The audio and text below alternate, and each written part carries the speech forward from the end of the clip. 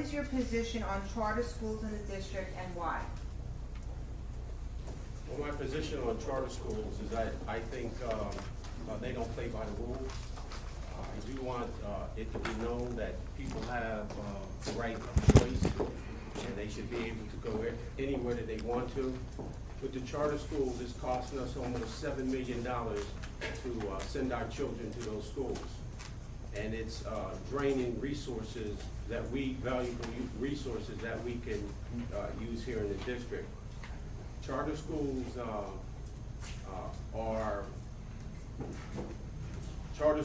is something that comes into the community, and it really doesn't help the community. It really hurts the community, in my opinion.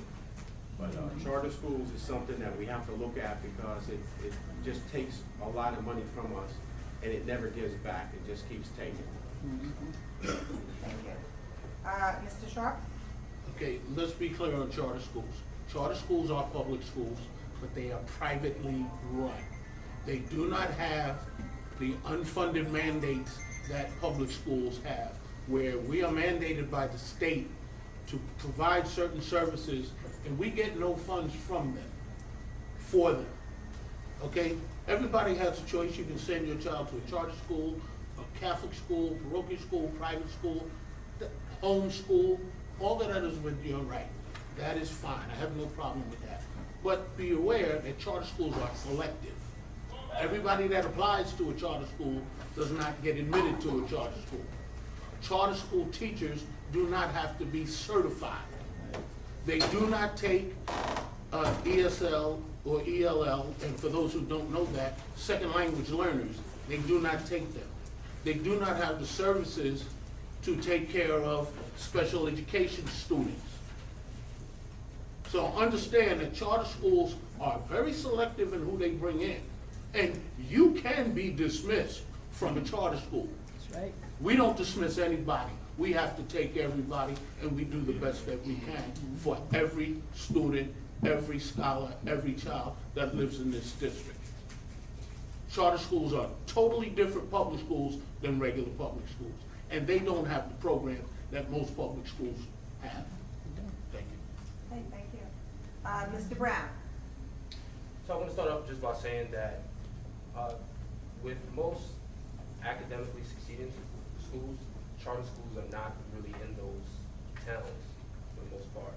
So you don't usually see a charter school near Garden City or Syosset or one of those towns. As a parent and a husband of a 5-year-old son, I can understand why people would request a charter school, especially if they feel that they're not getting the resources that they need within the school district and the schools that they're currently in right now. So for a parent, education is number one. So when they feel that the school district is not doing their job, then they're going to go outside of the school district and look for a better resource to better educate their kids. So I don't agree with it, but I can understand why. Okay, thank you. And finally, Ms. Desiree? With regards to charter schools, as previously stated, it's more or less a private school run by public dollars. So unfortunately, that's not something parents, taxpayers get to have a say in. What I see with charter schools is a lot of times parents are under the assumption that it's a better option. Primarily, say for instance, I can speak directly with regards to Uniondale. Everyone, I believe, knows that Uniondale has a charter school that is coming in our district for the first time. And one of the big things that I hear from people in the community is they think they're going to get something better. Now, primarily, my thought process is they don't realize what Uniondale already has to offer. They don't realize the various great programs that Uniondale has to offer, and we have to do a better job in communicating the strengths of our community, the strengths of our educators, the strengths of the programs that we bring, the community partnerships that we have with the colleges. We need to make sure people are aware of that, because even parents that send their children to Catholic schools don't realize that they can have those same options in their same community that they're already paying for with their tax dollars. They don't realize what we have, and we have to do a better job of explaining what we have. Until certain programs are brought to my children directly, I didn't realize they existed. So we need to make sure, do an academic campaign, so we know to realize how much academic strength already exists in our school district. And there are a number of very qualified educators who have prepared our children, mine included, for a very successful journey and college, as well as they need some various basic things to help them succeed. But they are there equipped to give them, and they have the connections, whether it's with Hofstra University, Nassau Community College, SUNY Farmingdale, various colleges that are those strength, Johns Hopkins University with their Center for Talented Youth that starts with our children in junior high school. They don't realize that they can do that, and they don't realize if they stay on their children to be eligible by having good academics, that their children too can be a part of that process. Thank you. Perfect. Okay, thank you. All right, next question, we'll begin with Mr. Sharp. It's a little bit of a two-part.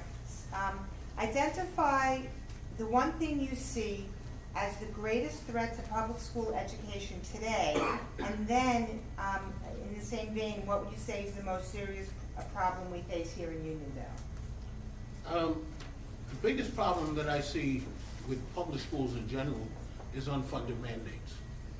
And that is where the state education or the federal government decides that this is what we have to do, these are programs that we have to implement, and these are things that we have to do for our scholars, but they're not giving us any money for it. So the taxpayers have to pay that. The taxpayers have to bear that burden, where charter schools do not.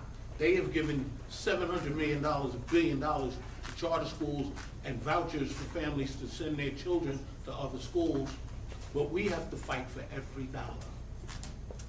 So to me, that's one of the biggest issues. Uniondale in general, one of our problems is overcrowding. And that's why it was so important for us to pass the bond vote, so we can expand in every building in our district. Every building in our district will be expanded, so we can give the best educational environment possible. And we also need to do better. Okay, we're doing well. We have programs that other school districts don't have, but we can do better. I'm not going to sit here and look through rose-colored glasses and say everything is perfect here. It is not. And safety is also a very important issue. Thank you. Okay, thank you. Mr. Brown? I think the greatest threat to public school education is staying content for the most part.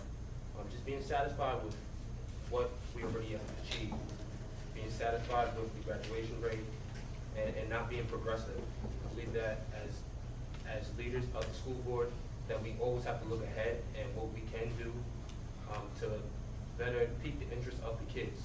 So always looking at seeing what else we can implement for kids that are not interested in the things that we already have. A lot of the programs that they have right now are for the top 10 percentile of the students, like the debate team, the robotics teams. And I feel that we need to focus more on the middle tier of the kids, not to say that the kids are average, but they fall within that line of, having okay grades. We need to focus on them and seeing how we can pique their interest, seeing what skills, developing skills for them for when they leave Uniondale. So that's what. Okay, thank you. Ms. Desiree? With regards to one of the greatest threats, I believe, to public school is making sure our educators are fully equipped with what they need to educate our young people. Making sure they have adequate, the proper class size, so they're not so overburdened with managing a large class that they can't really properly reach every child as they should. I'm a product of an educator, meaning child of an educator, and I watched what was necessary and what was needed to be able to reach myself as well as those that were in the school that my mother had to attend to. And I realized the more that I'm going to combine my answer with the second issue, which is something that I feel is a very big threat to Uniondale, is the overcrowding, which is because of housing violations.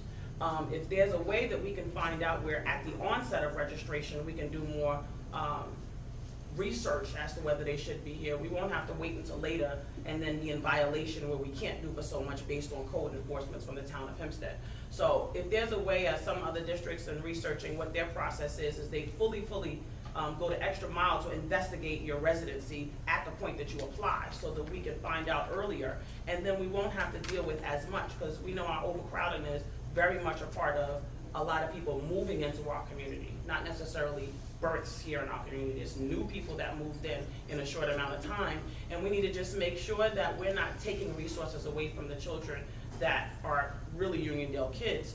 When we really desire for every student to succeed, as the state theme is, that act is, no child left behind is now every student succeeds, we want that, but we need to make sure we're not taking away from the children that are Uniondale kids in order to achieve that goal.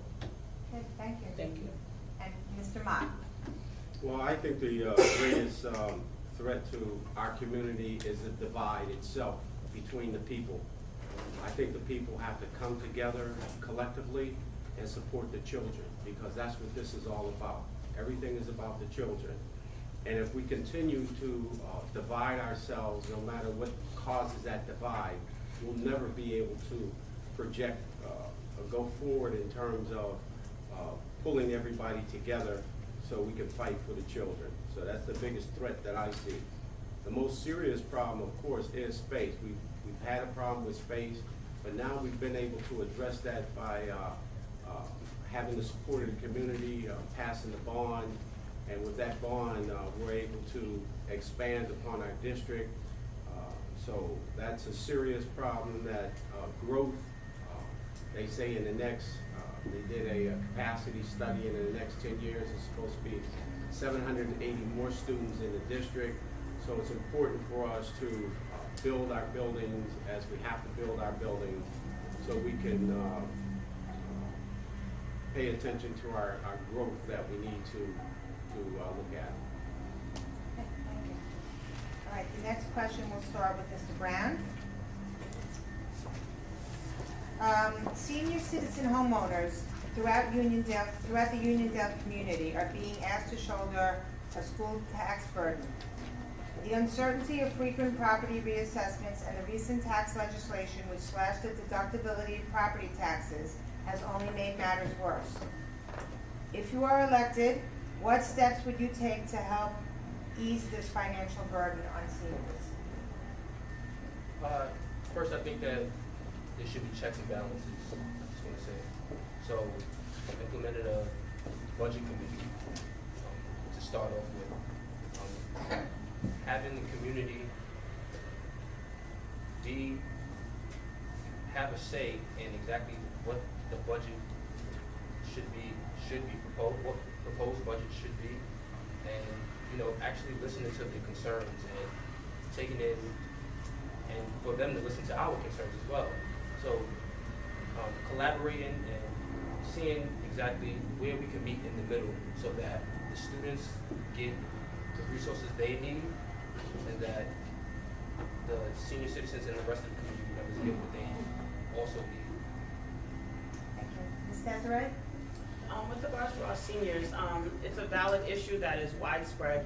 Many of our seniors desire to be able to assist the school district in improving and things like that, but however, they don't have this replacement income, and they're trying to salvage what they have to make sure they still live the life that they choose to live. So I believe in research in other states have things where they have lobbied and been able to get some type of discount, more or less, for seniors, so that it's not a bigger burden to them in their senior years, where they can still be a part and contribute as they like, but at a lower rate. And so I believe that if we wind up pulling together resources, so that we don't necessarily say there are seniors who want to participate in being an aid to the district financially out of their tax, giving back as an investment. But we can work with making sure that we help them in being a voice for them as well, as in various other things, as our community has dealt with the East Garden City situation, which is still ongoing. Everyone pulled together, wrote letters and things like that, because it was something that may have been something that was better done if we were collective. So even if we write letters to our legislators, our political officials, so that we can be in support of doing something that helps to benefit our seniors, so that we don't tap their resources out of, zap them for so many resources that they're not able to replenish in their senior years. Thank you. Thank you. And Mr. Mott? Well, we've always had seniors in mind when we're putting our budgets together. Matter of fact, if you look at this budget that's coming up, it's actually, we could have gone up in terms of the cap. Last year, the cap was 2%. This year, it was about 2.37%, and we kept it down to 1.99%, which definitely helps everyone across the board. Everyone is struggling. Not only the citizens, it's everyone struggling. So we try to keep those numbers down. And when we've been on the board in the last 5 years, we've kept it under 1% over 5 years.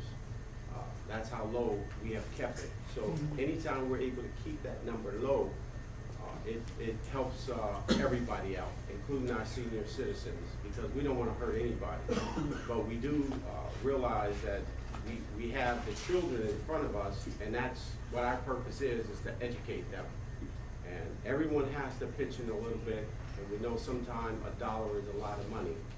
But we've also come in with zero levy increases, which really saves the homeowners, and that's how some of you probably get checks back, because we keep that levy down below that 2%, that 2.37%. So we try to pitch in anywhere that we can. And Mr. Sharp? For us seniors, there are certain things that there's misinformation out there. Property taxes and the rise in your taxes are not directly correlated with the rise in your school taxes. My property taxes go up, my school taxes have not. In the last 5 years, the average school tax in Nassau County every year has gone up almost 3%. That's a fact. Uniondale in the last 5 years has gone up, as Mr. Mott stated, less than 1% a year. You can look it up. I'm not going to tell you anything sitting here today that you can't find out on your own. So that's the truth. 5 years, less than 1% a year on average.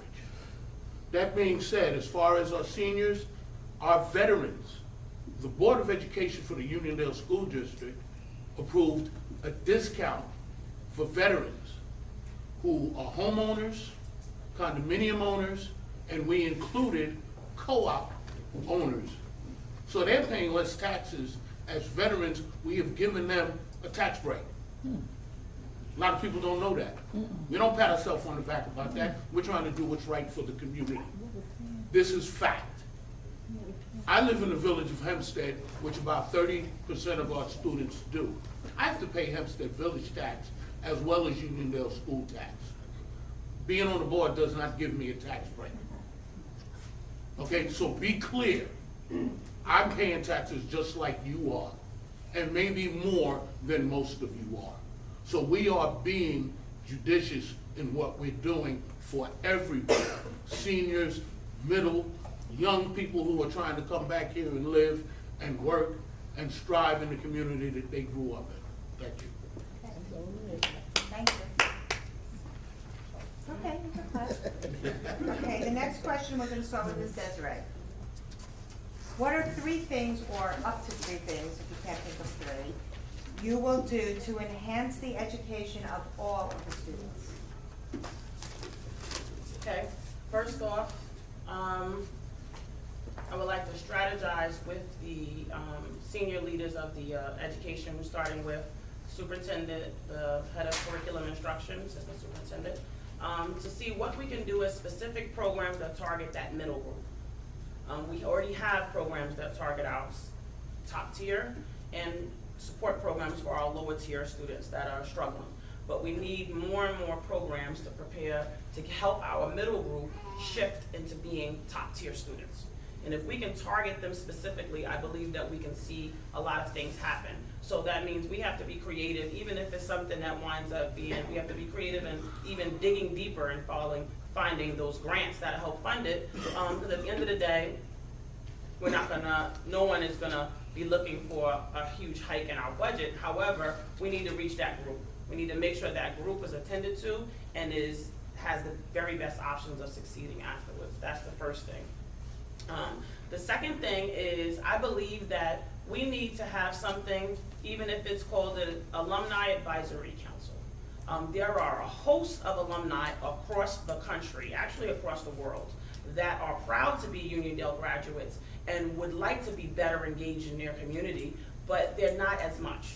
I believe every year, there should be nobody external, there should be only an alumni that speaks at graduations, because we have alumni that are very skilled and working in colleges, Ivy League colleges and places, and if our young people can see somebody that looks like them, that really came through the system, they realize I can do it too, and it can be a great encouragement to them. Also, I believe we need to do, the third thing is find a way that we can bring our seniors into the educational process. Somehow where, just like we have career day, where maybe that career day comes from our seniors, where they can talk about the careers that they have to be able to inspire our young people, so we're giving back to them as well, but having our children be able to have that connection with our seniors. Mr. Mott. To enhance the education, actually that's what we're doing on a daily basis. We're encouraging all of our scholars to participate in the activities that they enjoy. We try to get them engaged with a UFI. We have a UFI program where the alumni come back into the school and they're actually offering their services throughout the district. We have mentoring programs that go from the high school down to the elementary school to help enhance reading programs, and they participate in those type of things. So it's a buddying up system, sort of. That's what I would do, continue to do. Can you repeat the question for me? I want to make sure I stay on point. Sure. I got a lot of things. Sure. What are up to 3 things you will do to enhance the education of all of the students? First thing that we need to do is motivate. And when I say motivate, I'm talking about our staff, because we're trying to do things here that we haven't done in a long time, as far as expanding the district, building classrooms. Our enrollment is going up. We need to make sure that our staff, our administrators, all the way up to the superintendent, who does work for the board, let's be clear on that. We don't work for him, he works for us. He needs to know, and everybody trickling down needs to be motivated to do better. That's point number 1. We also need to be motivated as a board to continue to do what we've been doing to increase our graduation rate, to increase our test scores, to make sure that our suspensions are going down, which they are, to make sure that motivation is really the key, and it can go across the board as far as the things that we need to do within the next few years that I'm looking to maintain on the board, Mr. Mott is looking to maintain on the board. We all need to be motivated, we need to be striving, and believe me, we are not satisfied. Because if we were satisfied with what was going on, we wouldn't be sitting here. Thank you. Thank you. And finally, Mr. Brown. I believe that 3 things that we can use to better educate the school is, first would be to implement more programs for the kids that are relevant to them and their development. So implementing maybe a public speaking class where they'll learn how to talk in public and how to body language and how to present themselves when they do talk in front of a crowd, or what they're doing a presentation in college once they leave Uniondale. Even, like I said before, being more progressive where we implement even coding classes or beginners to coding classes where they could develop a certain skill set that would develop them and possibly lead to a career once they graduate.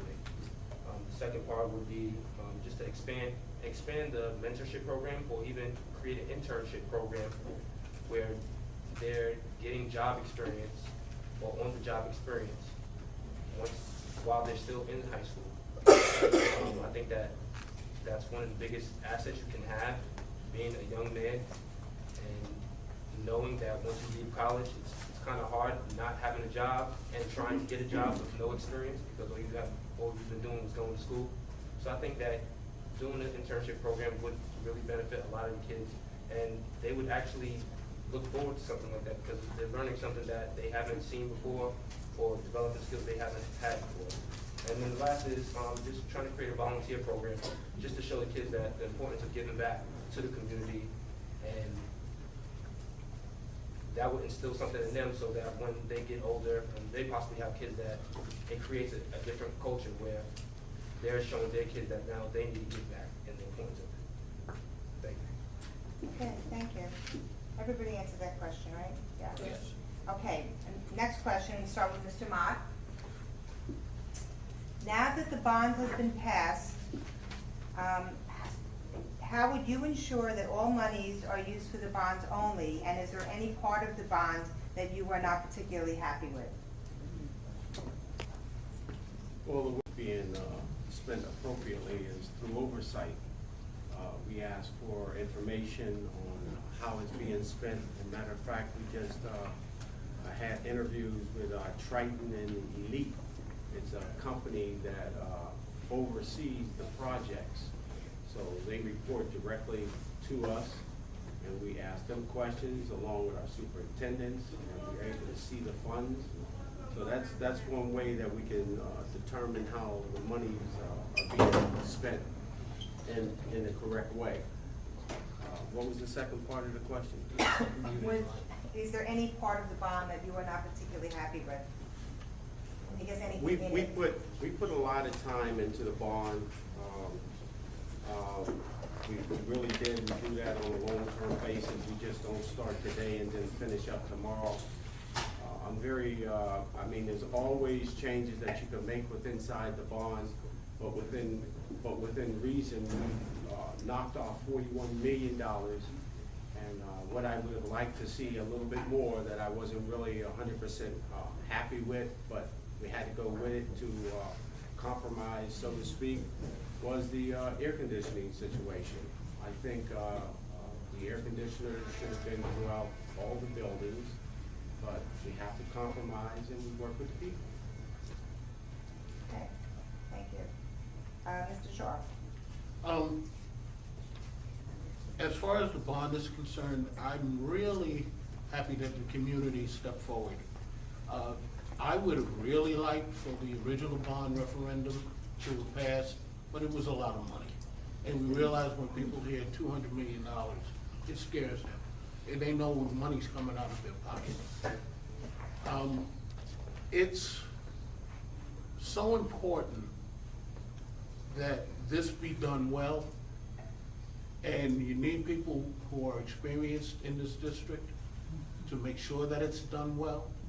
There are security changes that are gonna have to be changed. I was one of the gentlemen who helped with the surveillance cameras and the security system in this entire district. I know these buildings pretty much better than somebody that works here. That has to be dealt with. There have to be checks and balances. We have already talked to our construction managers, who we chose, that they are going to meet with us twice a month. There are going to be people on site every single day to make sure that it comes in on time and on budget. That's already been established. That's how you do that. That's how you do the checks and balances. We get reports, and believe me, I'm gonna be here. You'll see me on sites. That's how you do that. And we have a responsibility through our business office to make sure that every I is dotted, every T is crossed. Now, what I didn't like, to be honest with you, I'm a sports guy. And I would really have liked for all three, between the high school and both middle schools, all three fields to be done. because they get used, and our kids deserve the best. Let's be clear about that. Our students deserve the best, but you have to make compromises. As Mr. Mott said about the air conditioning, I would have liked to been able to update all of our fields. Okay, thank you. Mr. Brown? So, like I said before, I believe that checks and balances, I agree with Mr. Sharp and what he said. Checks and balances is probably one of the most important things that is needed for the loan. I think that having a committee along with the board, look at the budget and look at the bond and seeing where the money is going would basically would be appropriate, and it would show that the board or the school district isn't hiding any money. That way the community gets the word out there that the money is being spent properly, that their taxes are going to something that they voted for, and that they can be satisfied with what was voted on. I think that for me, the community, the bidding process is something that I wasn't really too happy about. Just knowing that the board didn't, the community didn't get the opportunity to ensure that we were getting the cheapest rates from the developers that the board picked. I believe that if we found that out, that'd be more appropriate. Okay, thank you. And Ms. Desiree? With regards to the bond, firstly, what would I do to ensure that the bond is used appropriately? I believe we need to do more frequent check-ins, like we would with our home. If our home was being renovated, we probably would check it much more often than what we would anything else, right? So this is like another home, and as far as the board's concerned, it's like the district's home, another home away from home for our kids who spend more awake hours here than they do at home with their parents as far as awake. So we need to make sure that we check in more often with our team, even weekly, just to come in and just see what's going on, progress, because they have reporting that are going to be accessible more often, just so we can have a closer watch on that process. And even second part, so that our community realizes what's going on and doesn't have to wait for a board meeting. I have renovations that are being done at my church. We know every week we get updates. We get pictures that show us in progress, so that we can have faith in knowing how our money is being spent during the renovation process. And as far as what I did not like about the bond, one particular thing was our initial bond, as explained in a board meeting, was aggressive. That was aggressive approach from our person that did the study, capacity, Mr. Seversky's study. And it was for a 10-year time period that it would last us. The bond that we passed on March 15th should last us, based on our projected growth, 5 years. So that was one of the biggest things. If space was the main reason why we needed it, it was hard to digest on why we took away space. There had to have been somewhere else that we took something away, but space in 5 years, we can't approach this in 5 years because it took a few years for us to get to the point that we were for the bond. So I believe that was one of the biggest things that I did not understand. If space was our primary thing, why did we take away space? Okay. Thank you. Thank you. All right, next question is going to begin with Mr. Sharp. The Uniondale community is changing, has been changing demographically over the years, and according to the latest Uniondale report card, the Hispanic population is the majority. How do you plan to reach out and collaborate with the different populations to increase voting numbers, parent involvement, and the unification of Uniondale? One of the things, excuse me, that we are already doing when we do our robocalls to get information out, we do them in different languages. We have interpreters that come to meetings that can interpret in Spanish or Creole. If you look at some of the flyers that maybe some of you have seen, it's English on one side, Spanish and Creole on the other side. We are trying to include everyone.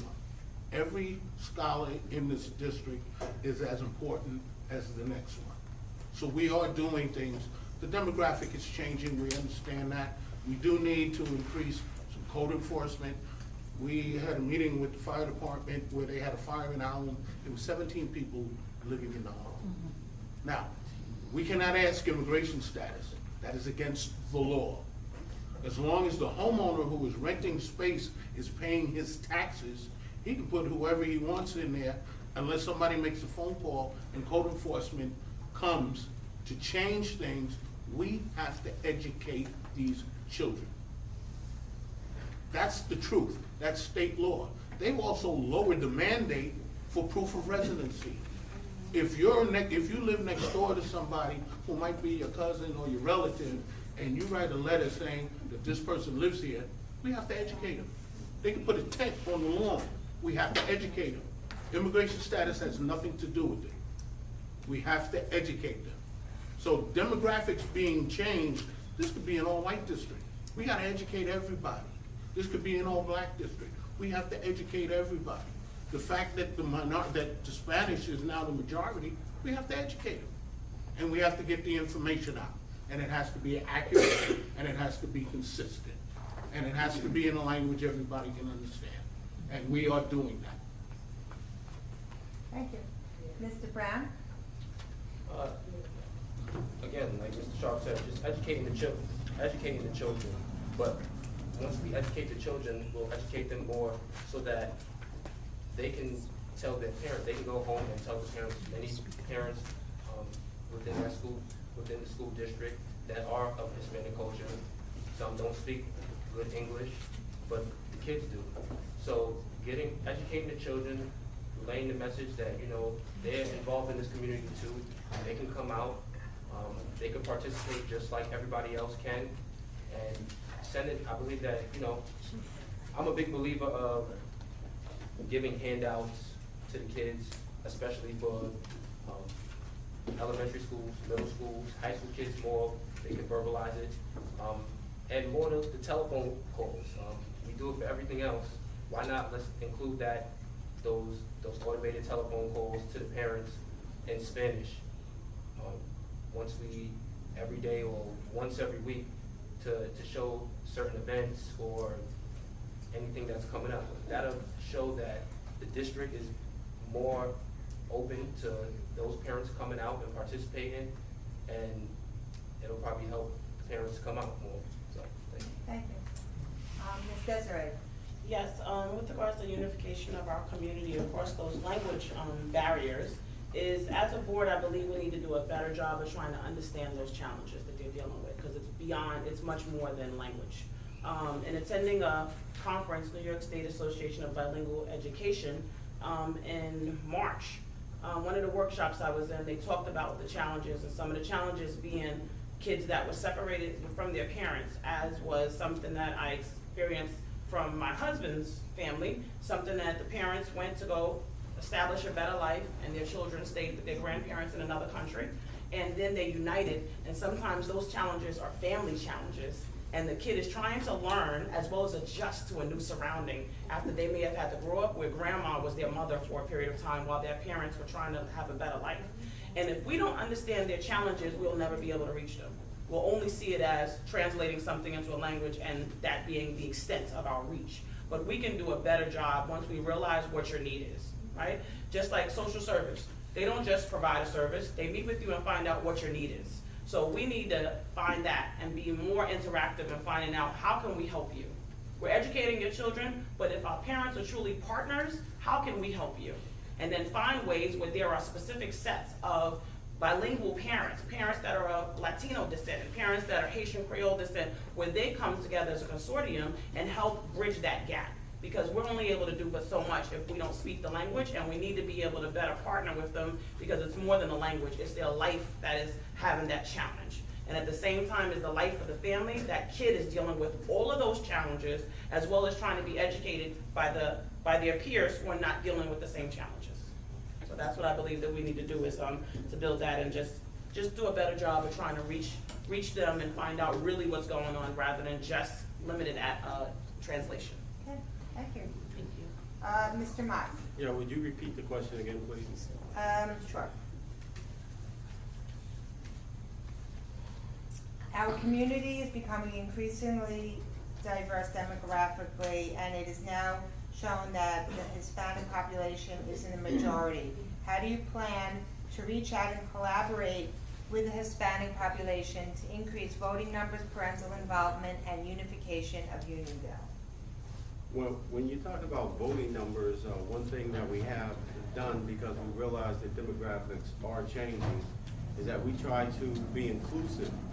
So that is one of the reasons why we moved it down to our polling places from the high school and Lawrence Road down to all the elementary schools.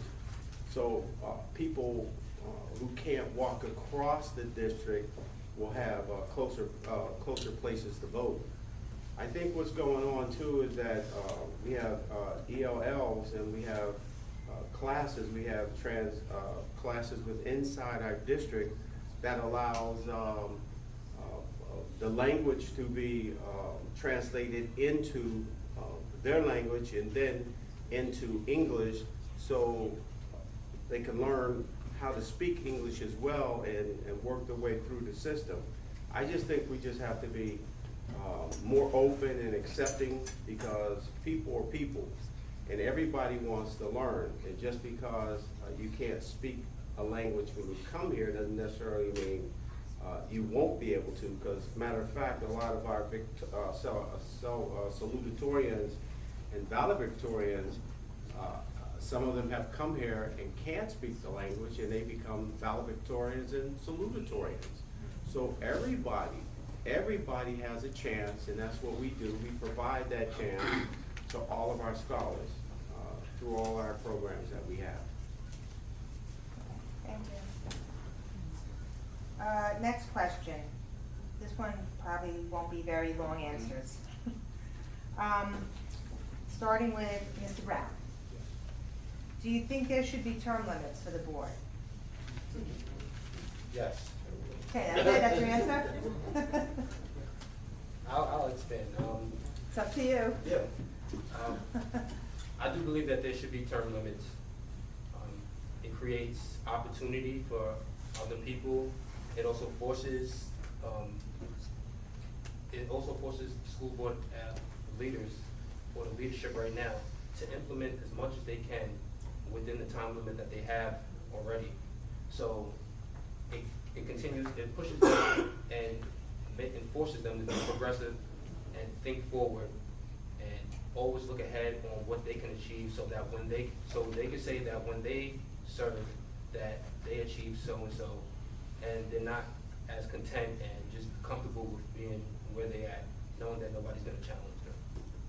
Okay, thank you. Ms. Desiree. Yes, I believe in board term limits. Reason being, it's something that works across our country, from presidency on down. Whereas you have a certain amount of opportunity to be able to serve in that capacity. And there are a lot of others that would like to also serve in that capacity. They have to step up to the plate and do the work themselves to become even eligible to serve by building up their criteria individually. However, I believe it allows us to have a rotation in that, especially when it comes to community serving. It's not like a CEO of a company where that's your company, you founded it. But in a school district, it's all of our community, it's all of our company. And so it'll also have us as leaders have the expectation where we have to chart out our path and more or less make it somewhere like where you have milestones. And these are X amount of years. My first term, this is something I would like to accomplish and at least get it implemented and get it even going. And then look for in my second term, should I get reelected, this is something that I want to see ongoing, but be able to look at it as goals and incremental goals, and to do something like, more or less like how you're forecasting. You're saying by this time period, this is what I'm looking to do so that I can enhance my district during my tenure. And I believe that that's something that, because it's a widespread community leadership thing, where we look to refresh our leadership as well as be diligent in succession and making sure that while we are still able to still be on site and be able to be like tutoring the next generation, that we give them the opportunity to serve so that we can give them insight, give them feedback, and let them know what areas they need to tighten up while we can still be there, like senior people that have been serving on boards and things like that. Okay, thank you. Yes. Mr. Mott. I don't believe there should be a limit to terms. I really don't. And the reason I say that is because I don't think there should be limits on it. I think as long as a person is functional and are able to bring ideas to the table, and they're able to build upon the experiences that they had, it's a good way of keeping the district moving forward. It's almost saying to a citizen, when you get to a certain age, there's certain things you can't do. So I think if you're capable of moving on and doing certain things, why should there be a limit as to what you should do? I think the people should determine whether or not you are qualified for the position. That's my take on it. So I don't believe there should be term limits. Okay, thank you. And Mr. Sharp? Well, obviously, my answer would be no, because I'm looking to get reelected. So I'm Captain Obvious on that. And my reason for saying that is, as a new board member, when I first got on the board, I thought I knew something. I knew nothing.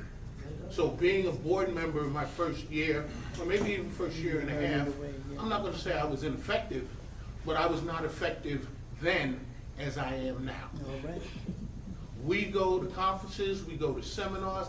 I don't know everything. I am still learning as a board member, so I can be a better board member tomorrow than I am today. And being on the board for 9 years, I'm not running away from any challenges. Okay? So that being said, anybody can run against me anytime they want to. They can run against Mr. Mott, Ms. Desiree, or Mr. Brown. The bullseye is here. You can't keep everybody happy all the time. That's right. But I'm here. All right. I want to stay here. And I'm going to do the best that I can. I'm going to increase my professional development as a board member and as a volunteer for this community. Okay, thank you. Next question, we'll start with Ms. Desiree. Do you think it's important for the board to listen to parents and community prior to making decisions? And how can the board promote transparency with decisions made on behalf of not only the school district, but the entire community? Repeat it again, please. Sure. Do you think it's important for the board to listen to parents and community prior to making decisions? And how can you promote transparency with the decisions made on behalf of not only the school district, but the community?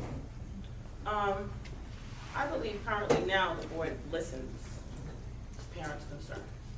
I believe they do listen. It's just a matter of, a lot of times it's the belief that the board listens only and then shifts it away and not necessarily takes it into consideration from decision making.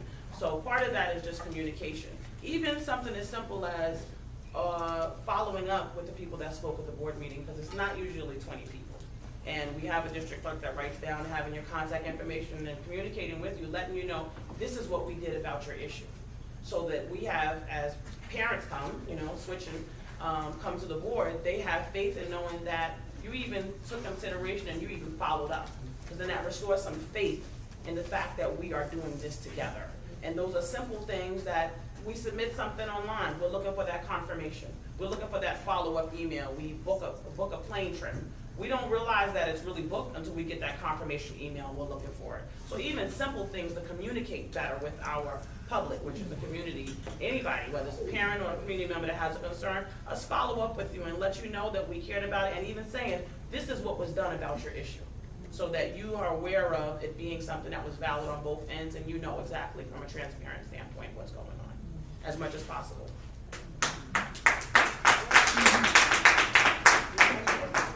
Mr. Mott?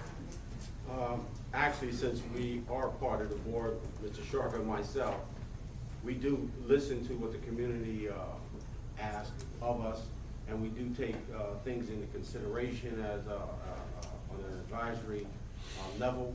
We also have gone back and had discussions without making decisions, quick decisions, and a good example of that is the bond itself. We listen to people in terms of what should be in it, what shouldn't be in it, but ultimately it's up to the Board of Education to try to take those suggestions and melt them together in a way that we could try to satisfy the needs of what the community is asking. So it's important that we do listen, and we feel that we do listen, but sometimes when it's an individual person coming forward and you're feeling that you're not being heard because the change that you wanted didn't come, that doesn't mean we're not listening and that we're not taking action and we're not having discussion, because we're constantly having discussions. Okay, thank you. Mr. Shaw? I wish that at every board meeting, this room was filled like it is today. That would quell a lot of the questions that the community has about whether their voices are being heard. We have board meetings where there's 10 people here, and half of them might be staff. Okay? So communicating with the community is so important. Nobody has ever come to me and asked me something that I couldn't give them if I couldn't give them an answer to, I'll say I'll get back to you, and I have. We just came back from the National School Board Convention, where one of the workshops that I went to, they talked about communicating with the community. The most important thing that they feel, and they took a poll, they want immediate response, timely response to their questions, timely response to their concerns. We try to do that. The fact that this young lady might come to me and I might tell her the chain of command to go to, I can't follow up on that, but you can come back to me and says, well, I called the principal. I spoke to the assistant superintendent. I spoke to the superintendent. They never got back to me. Then we move. I can meet with you in superintendent's office any day to make sure that your concerns are dealt with. It's important because you put us here. Let's be clear on that. We work for you just like the superintendent works for us. You come to me with something, you better believe I'm gonna follow up on it. As long as you do your due diligence and follow the chain of command. First person you need to talk to is the building principal. Then you go from there to there, and then if it comes back to us, they didn't do their job, we'll make sure it's done. That's true. Thank you. And finally, Mr. Brown? I think it's absolutely important to talk to the community. As a school board representative, as a trustee, we represent the community. So we're supposed to represent the community's beliefs and the needs of what they need. So when they address something to the board, it should be addressed in a timely manner. And even if you want to show that you're actually following up with it, mention it, or go back up to that parent or whoever you're speaking to and just mention it to them. Or during the board meeting, if you have time, there are times where there's instances where we can address certain situations. You could ask to speak to one of the parents or somebody from the community that has a concern and just follow up with what they're saying. So just being more proactive and showing the community that you do care and that you do follow up and you do hear what they're saying. And I think that will go a long way. Okay, thank you. The next question, we will start with Mr. Mott. We have many students that have difficulty reading on grade level because they have learning disabilities. In what way can we ensure those students are identified early so that they are prepared for academic success and life after high school? That we focus on pre-K, making that pre-K universal as opposed to full day. Because I think the sooner that our scholars are able to enter into the system and become socially, emotionally, and involved, we will be able to detect those things. I think it's important to, provide reading, more reading sessions, so things of that nature could be seen quicker and detected quicker, because it's important that everyone learn how to read, because we all know that with these tests, it's a lot of comprehension going on, And if you can't read something and understand it, you're gonna have difficulty with inside the classes themselves and moving forward. So I just believe that the universal pre-K is the key to the whole thing. One of the things that we need to do is have our scholars put the electronics down. Pick up a book. You can't learn how to read if you don't read. We say it at every graduation, at every level, at every school. Read, read, read, and read some more. You can never read too much.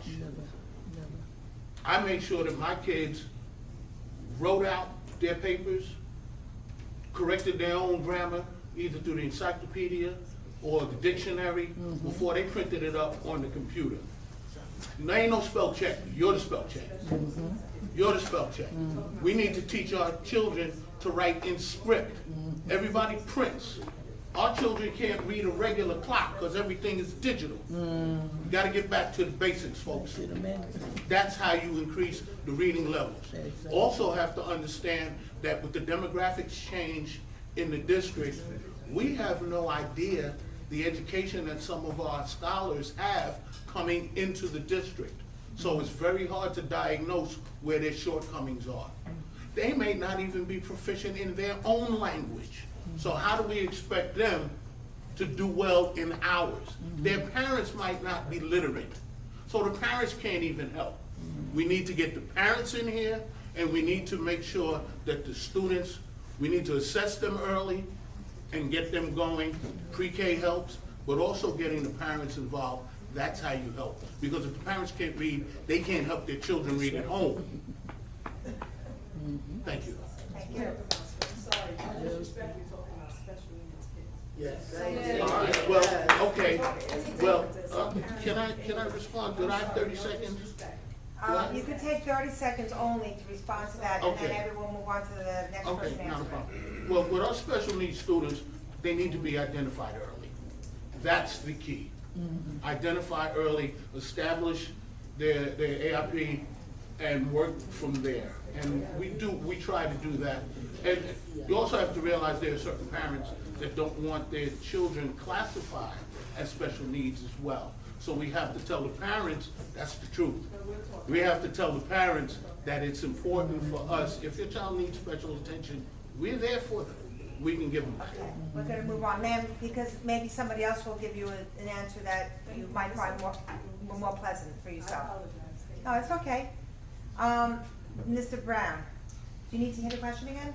Yeah, you can repeat it, please. Okay, we have many students who cannot read on grade level because they have learning disabilities. In what way can we ensure these students are identified early to ensure that they're prepared for academic success and life after high school? The biggest thing with special needs kids in mental health is, I believe we need, is training in the school district. So training not only the teachers, because they deal with a large sum of kids, especially in this district, but also the teacher aides, giving them more extensive training so that they realize and they recognize the triggers, the symptoms of those kids, so that they can relay the message to a teacher or a social worker and get social workers more involved. Have them come into the classrooms a little more often and sit with those kids and give the proper time that's needed for those individuals. Because a lot of times, a lot of special needs kids, they are smart and they can read. There are different kinds of special needs kids, and a lot of them are very proficient and can do things by themselves.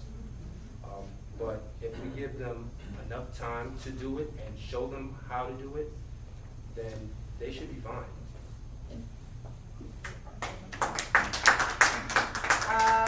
Ms. Desiree? With regards to children that have special needs, I have a nephew that has special needs, and I've watched his whole life. He's 26, he's gonna be 26, and what I watched is he had challenges with reading. It wasn't like the other children, but one of the big things we need to make sure is clear across the board is different doesn't mean less. Different means different.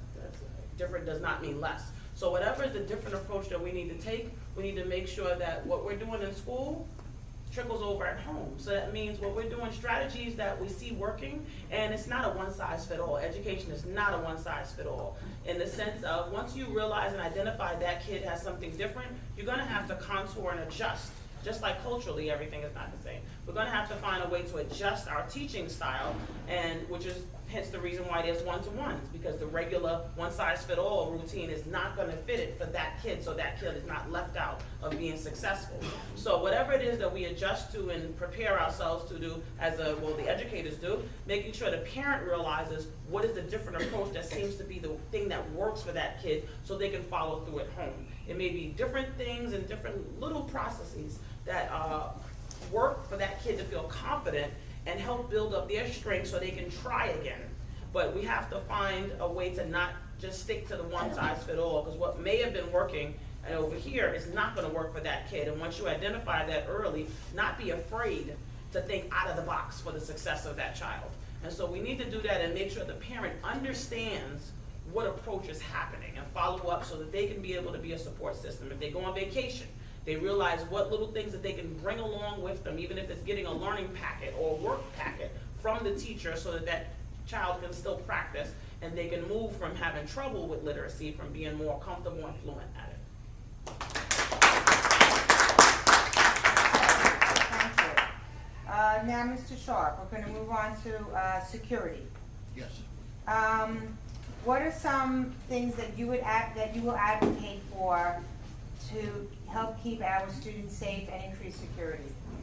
Well, increasing security is basically just a matter of adding bodies. We have security cameras in this district. We were the first district to do so. We have metal detectors in our schools, first district to do so. We have x-ray machines in our school, first district to do so. We have resource officers that come to every school in the district. Okay, with the surveillance cameras, I have a security background. I'm part of the district-wide safety team. We talk about security all the time. We have gang identification issues that we have to deal with. We're one of the few districts that really haven't had, thank God, a major issue, because we were the first ones to implement some of the safety issues and security issues in Nassau County.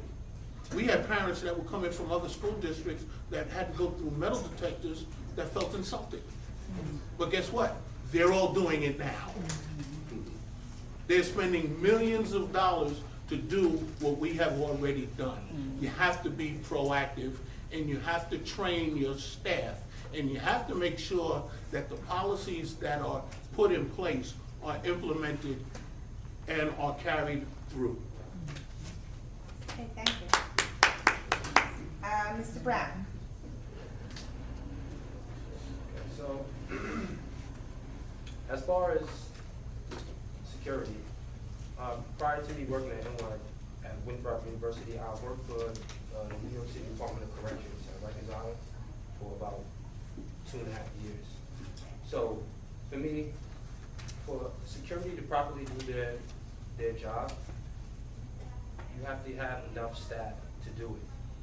Just meaning that when there's 2,000 kids and not all of them are in a designated area when they don't have classes, it's hard to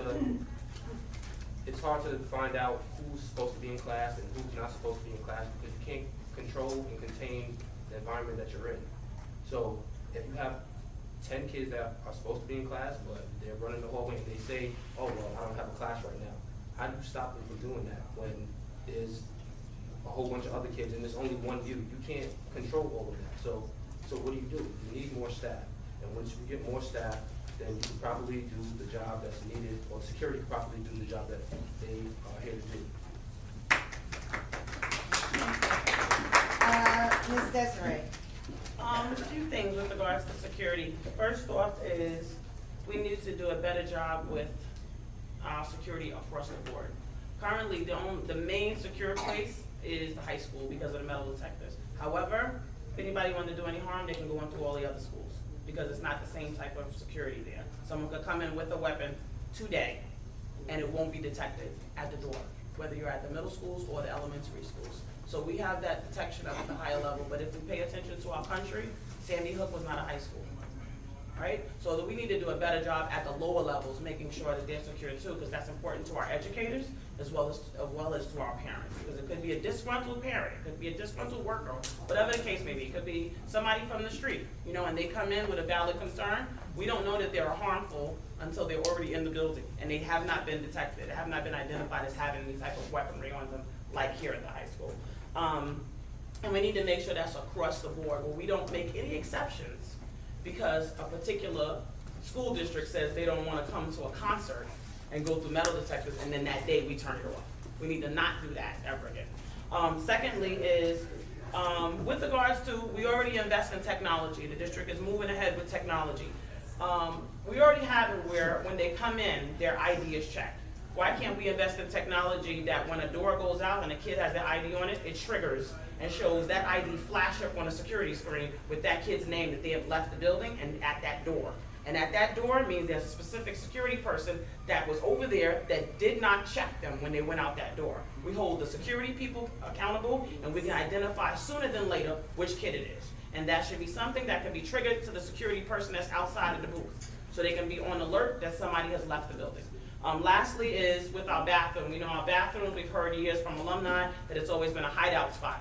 Well, some bathrooms, we know some airports have it where they let you know when someone's in the bathroom, when they have the single stalls. Maybe we can do something like that, where there's a light that goes on to let you know there's a body inside, so that you're aware of checking in between classes when that's a hideout spot. Thank you. Mr. Mott. I think security is important, and I think we're doing a fantastic job here. One thing we can't do is 100% security. You can't detect what's going to go on at any given time. Once you get into the building, you can act normal to get into the building, and once you get into the building, you can act like however you want to act. You never know, but I think one of the key things here is that we have to keep doing what we're doing in terms of telling our students, because our students know what's going to happen before it even happens. So I think if we keep building the morale inside the building with the students and making them feel that this is their school and they should protect it in any way that they can. I think if they see something, they should say something, and that's not that you're squilling on someone, but you can save somebody's life. So for me, it has to do with more involving the students to keep coming forward and letting us know what's going on, because they're really involved and they really know what's going on. So to me, it's getting them more involved, educating them more how important it is to come to someone that they can trust and give them that information that something's about ready to jump off. Okay, thank you. Next question has to do with money. Starting with Mr. Brown. You don't have any? What items would you review in finding ways to reduce the budget? Some of the items I would review is once again, I think the way that the bidding is set up. We can go over the contracts on what we bidded for, just to ensure that we got the cheapest contract that we could get with the highest quality that we could get. I think that's a major part, and we could probably save a lot of money if we do that, and if the community knows and it's transparent that we are doing, ensuring that that's what's being done. Thank you. Ms. Desiree?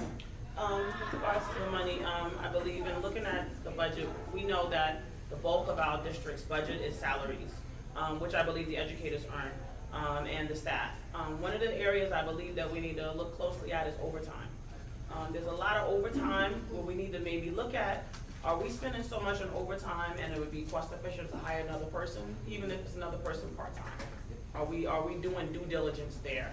And that's one of the areas I believe that we need to make sure that we do in that respect. Also, looking at how many services that we outsource to BOCES that we probably can do in-house. Because a lot of times, say for instance, I was a former computer trainer here where I was a consultant. And I've come in on numerous occasions to train staff on, various staff on computer stuff, whether it's an administrator working with them on an Excel program or Access database, or our secretarial staff. And a lot of times, I was cheaper than the BOCES trainer. And us to make sure that we curtail as much as possible so that we can get the most for our dollar, and not just always go to that. We realize that a lot of times BOCES is aidable at the end of the day. However, if I can get a qualified trainer that's just as qualified as that BOCES trainer and spend a third of what BOCES charged, then I'm doing more due diligence with the funds and making sure that we have that opportunity, as well as professional development. A lot of times is through BOCES, which is going to be much more cheaper, and a lot of times the colleges have a professional development program, and there's other things that they can go to where we can get the best bang for our buck, more or less, without necessarily just spending it because we can. Thank you. Mr. Mott? Yeah, cheaper doesn't always mean it's the best. Sometimes you have to invest in things that cost you a little more. So the old saying is you get what you pay for. So, and we do these through bids anyway. But one way to reduce the budget, in which things we have done is through grants. We've collected like $25 million in grants, which sort of like offsets the budget. But the budget itself deals with 3 areas: the administrative, the program, and the capital area. So all of those areas are divided up into 2 sections, which is your revenue and also your expenditures. So you gotta balance that budget. And one way that we keep that budget down is that we look at that, what the key is here is the levy. So the lower we can keep the levy, the better it is. In this example, we gave 1.99%, and we keeping that number down, so that saves money within inside the budget itself. Knowing from experience, BOCES is aidable, and they have people who are just as qualified as any other group. It's through a bidding process as well. So when you go through BOCES, you get the same results, but for less money. So it's important, and that's another way of keeping money down in the budget. So there's different ways of doing it. Through contracts, you can do it that way as well. But that's how we do it. Okay, thank you. Mr. Sharp? Okay, the best way that we can lower the budget is through oversight and making sure that every dollar is spent the way it's supposed to be spent. We also have to aggressively apply for grants. Some grants you can get, all you have to do is apply for them. Other grants are competitive. So we are very aggressive in applying for grants. As far as what they were saying about BOCES, we outsource to BOCES mostly because we don't have the enrollment for certain things to justify hiring someone. We were the last district in Nassau County to have driver's education, but we had no participation from the students. They stopped coming. And we were doing it for free. But then it was not cost effective, so we started charging, and then parents didn't want to pay. So now we go to BOCES for it, and whatever money it costs us, we get anywhere from 50 to 54% reimbursement through aid. So BOCES is really a Pandora's box. We do need them, but we have no choice, or we have no say in what they charge. And every year BOCES goes up. So we are trying to bring things back in-house. But if we don't have the enrollment for it, it's really not cost effective. Because you gotta have the lights on, you gotta have the heat running, and you have to pay a person who's doing the service. So just salary is not the only issue as far as whether we use BOCES or not. Thank you. The next question we will start with Ms. Desiree. How would you define equity, and how would you determine need? Wait, hold on. How do you define equity, and how would you determine need, and as a board member, how would you solve that? Okay. As far as equity goes, it's pretty much your stake in something. And everybody in this room on one level or another has a stake in our community. on all levels. Whether or not you have a kid in a district, you have equity in the district because you are part of this community as a taxpayer and a resident. As far as need goes, I'm not specifically sure on what the angle of the question is as far as the need half of the question. Need, you're not gonna be able to know need without that person giving you some insight. So you need to be able to get that feedback to be able to assess the need. But we have to find a way to, even if it's, I don't recall it being done in my time here as a parent with children in the school, but even surveys. And try to be able to see what the need is, because there's free surveys, and the cost is an email, which we already pay for email service. Send it out to our community members and get their feedback on what their needs are and things like that. How can we better help our community there to assess and then be able to quantify from that data where the needs are, and just be able to say how much. If it's great over here, then we need to spend more time in programs here, and then be able to trickle down from there to be able to group it properly. Thank you. Mr. Mott? Would you repeat the question? Yeah. How would you define equity, and how do you determine need, and as a board member, how do you solve that need? Well, I define equity as everyone having an equal say across the board, or equal opportunity. And I think one way of solving that is trying to find out exactly what the needs are in any particular group and offer some type of service to it. That's how I would do it. That's it. Okay, that's fine. Mr. Sharp? Okay, what we need to understand that equity in a school district has to do with resources. You have a school that has 800 students, you have a school that has 500 students. That school with 800 scholars needs more resources than the one with 500. So giving a school an equal amount of books, or an equal amount of pens, or an equal amount of iPads, that's equal, but that's not equity. So let's be clear on what we're talking about as far as equity is concerned. Equity means the proper amount of resources for the need of each building. Now, to find out the need, school principals need to be held accountable. They need to understand that we need to know, if we don't know it's broke, we can't fix it. Okay?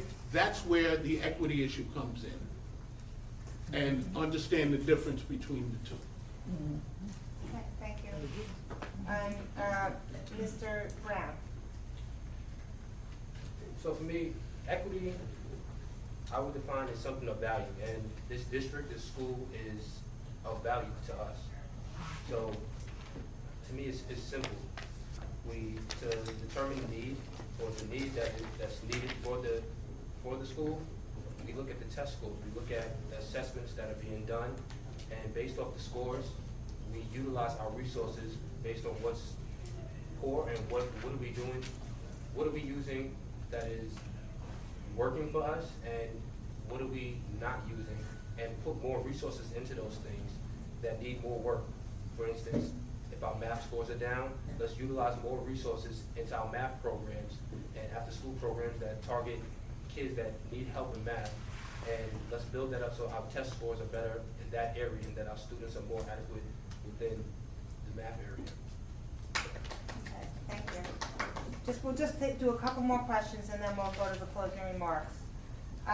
This one starts with Mr. Mott.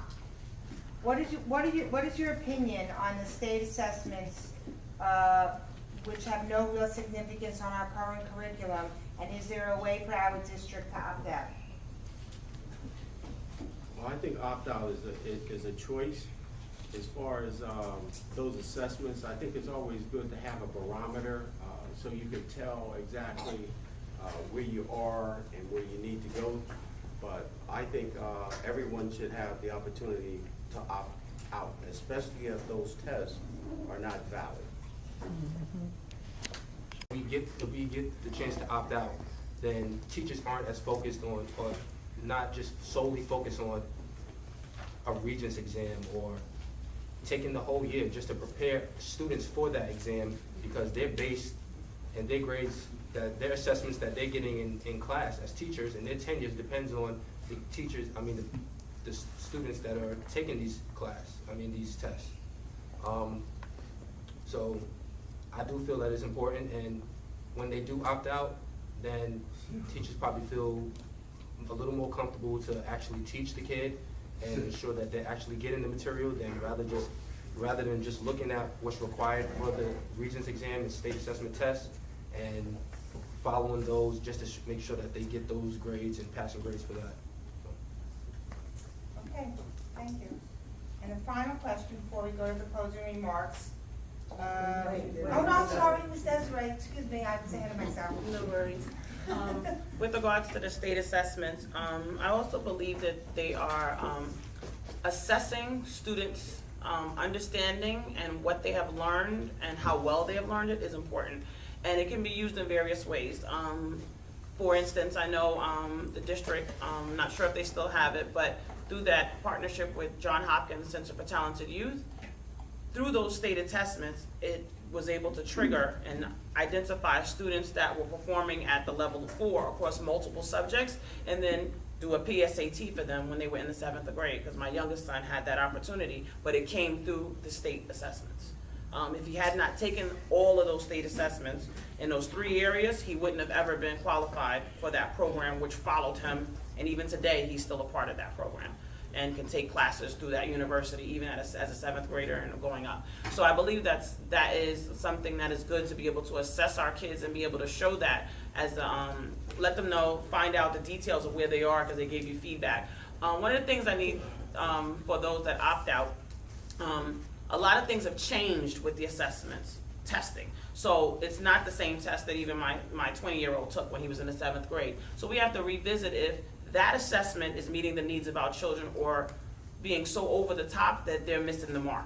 And even for the children that opt out, we maybe should do something as some type of internal assessment, something else that they still are being assessed. Maybe they're opting out of that one because of how that's structured, but there's something else that we need to still do to assess where they are so that we can be able to give them the proper resources to help them maintain, if they're high level, make sure they can maintain it by triggering those areas, and if they're in the middle where they need help, we need to still be able to identify that early enough. So maybe having some things like that will be helpful Thank you. to balance it out. Yep, thank you. And now the final question, starting with Mr. Sharp. What do you believe are the most important characteristics of effective school board members? Honesty, dedication, integrity. Dedication, I said that, but you have to be prepared. When you come to a board meeting, you have to read your material. You have to make sure that you understand the material, and when somebody asks you a question, you have to be able to give an informed and articulate response. And you have to want to do it. You really just have to want to do it. Okay, thank you. Mr. Brown? For me, preparation, transparency, and honesty. So just whenever a community member has a concern, actually listening to their needs and not listening and giving them or telling them that you'll get back to them and not getting back to them. Listening to not only board members but staff members of the district, listening to the kids and hearing out what they have to say, because a lot of kids, they have concerns, and if you listen to them, they're the ones that's in the school and dealing with the problems every day, so they know exactly what's going on. So just being transparent and having one ear to the ground, listening to the students. So. Thank you. All right, Ms. Desiree? One of the things is you need to be someone that's devoted, right? Devoted regardless of whether things are happening as you desire or not. You're still committed to the assignment, and you need to have tunnel vision whether on the assignment and whatever comes with it, you know, like a palm tree. They always talk about that, whereas whether the wind may blow, I'm still committed to what I'm doing, and I'm gonna make sure that no matter where I am, I'm looking for opportunities to learn more, to be teachable, to develop myself Yes, there are conferences and things like that that, board members go to and it's part of that process, but there's always opportunity to improve yourself, whether it be online, going to something, going to some workshops, finding out what's going on in your community, what's going on in that respect. Also, being able to balance, because a board member needs to have heart and compassion for our community, especially for our young people, and compassion towards what our parents go through. But at the same time, you need to also be able to have balance within yourself, where you're not so much heart that you're not able to be grounded when it's time to do effective policies and maybe sometimes give certain decisions and things like that. And to stay in tune, lastly, to stay in tune with what's going on in the world outside of Uniondale, because that's going to impact when our kids leave Uniondale and go to college and things like that. If we've only paid attention to what's going on in Uniondale in our immediate area here, then that's pretty much like the depth of which that we can even give oversight. We need to be able to stay in tune with current things that's going on, what's happening in schools nationwide, so that we can make sure that we stay ahead of the curve and not just reactive when things happen, but proactive in initiatives, programs, and things like that, so we can push them more out in the forefront as a district. Thank you. Yes. And Mr. Mock? Thank you very much. I'd just like to say, you really have to have you really have to be a person who is able to be humorous, and you can't take everything serious all the time. I really think as I reach back, as I was a younger guy in Troop 399, my Boy Scouts, I could just repeat it now because it was drilled in my head. You gotta be trustworthy, loyal, helpful, friendly, courteous, kind, obedient, fearful, brave, clean, and reverent.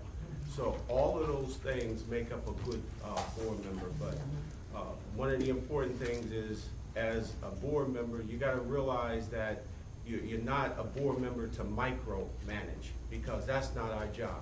Our job basically is just to write policy and oversight in terms of the finances. Thanks very much.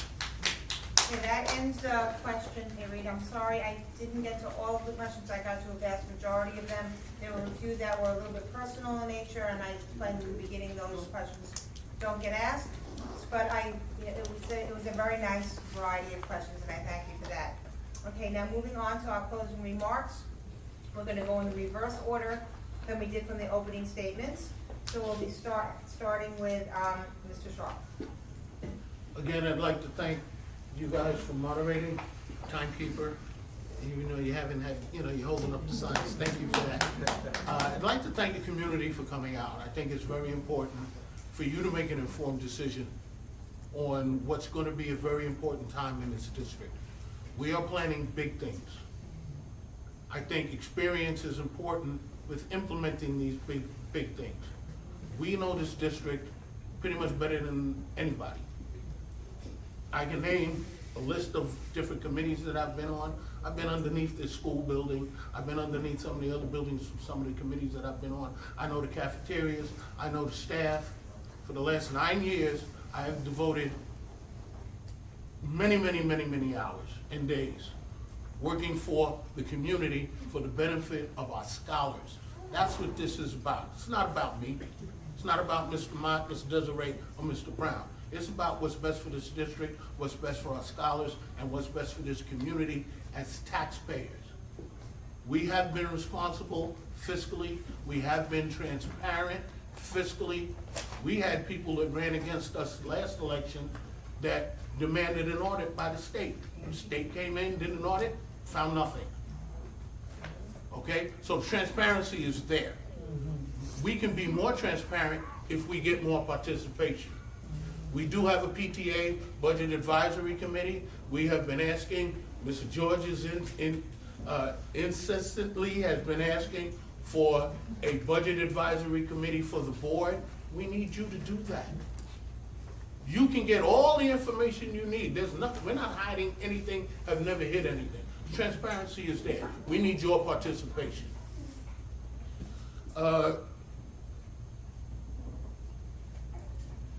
My two biggest, and I'm going to say this, I'm going back, I have some stuff written down. We are not resting on our laurels, okay? We have new policies and new programs coming into this district all the time. There's a young lady named Renee Flagler, who used to be a PTA member, who has her own nonprofit called Girls Incorporated. They are going to start in September working with Ms. Taylor, doing mentorships, and working within our curriculum, free of charge, grant funding, not costing the district any money. There's another organization called Peaceful Resolution, based in London, that is raising their own money to come into this district. That's been board recommended. Board recommended. So we are always looking to do things to improve. Okay? We have a good relationship with the Nassau County Police Department as far as gang recognition and things like that. So we're not just sitting back, waiting for things to happen. We are being proactive. Thank you. Okay, Mr. Mott, 3 minutes. Yes. Well, again, we thank you for being here. On May 15th, you will make the decision as to who will represent this community. I think our record shows that we have been transparent. We listen to different suggestions that come from the community. We try to get the community involved. One way we have done that is to spread the voting down to the elementary sides, where it's closer for people to get involved. Voting will take place on the 15th between 6 a.m. and 9 p.m. You go to your closest elementary school to vote. We have registration coming up. One just passed on the 3rd. The next one is on the 8th. We just appreciate everybody coming out and participate, because we don't want to lose this community. That's all I have to say. We don't want to lose this community. It's so important for us to know that there is a divide happening in this community, and you must stick together. We must stick together to keep this community strong and keep the opportunities there for our scholars and provide as much as we can for them. We just had some of our scholars come back from Europe. I think it was Greece over there. And this is a program that we opened back up again, so we can have world travelers. So they're getting ready to go to South Africa, and they just came back from some other place. So there's plenty of opportunities going on here. There's nothing to reignite. The flame is burning as hot as ever. And if you decide to jump in the flame, believe me, you'll get burned. Okay, Ms. Desiree? In closing, what I would like to share with you is that I believe wholeheartedly, even today in Uniondale, and what Uniondale's possibilities are. When I moved here, it was a different Uniondale. And I've seen multiple changes happen, and the proof is in the pudding of the product of our students. A lot of our students are making it. There's a lot that are still coming home and hanging out in the streets. You see them in the community. You talk to them, if you take time talking to them, they're embarrassed to tell you what they're doing because they're not proud of it. And that's what burdened my heart, and I've been watching for a number of years saying, how could I still be deposit into my community? Over the years, there's been different initiatives. I was one of the founding president of the Football Booster Club, because I saw PTA was doing their job, but this is a niche area that PTA couldn't possibly attend to while they're attending to the entire school body, the 2,000 plus kids. So these 100 kids needed a different approach, and that still exists to this day. And every year, I'm still involved in assisting the leadership, because whether or not I'm the leader doesn't matter about me being able to be a resource for you, because I still cared. And even to this day, I want them to succeed even if I'm not the leader. And so I find ways to engage with them. Over the years, I've been called on a number of times by different administrators, including personnel, to be a parent on the interview committee, to be one of those voices that looks at the new people coming in, and serving on the technology committee, serving on the character education committee for the high school, which they were awarded in that last year when I was a part, and just being able to give back, whether it's working with the Female Engagement Initiative here at the high school. And I also happen to be was a guest speaker for Girls Inc. just recently, so that's something that I do through to my vocation, where I find ways to give back to young people. That's something I do in my church, community. I love young people, and had it not been for adults making the time for me as a young person, I wouldn't be who I am today. So I believe it's my job to turn around and do the same thing. I was a young person that saw, through my parents' encouragement, saw the need to work early. From Hempstead Library, then I moved to Town of Hempstead, then I moved to Nassau County as a teenager, and saw the workforce from a different angle and was able to do stuff in my own community. And I believe if we catch our young people early enough, they can realize their possibilities and not fall into a lot of the mishaps that are happening. There's gangs waiting for them to engulf them and take their future from them. And we just have to be just as diligent as the gang is in recruiting them. We have to be just as diligent in saving their life, because those little decisions make a big impact. And right now in their formative years, they don't realize what's up ahead, and it's our job to bring it to them and make sure we show them those limitless possibilities that they have right here being a Uniondale student. Thank you.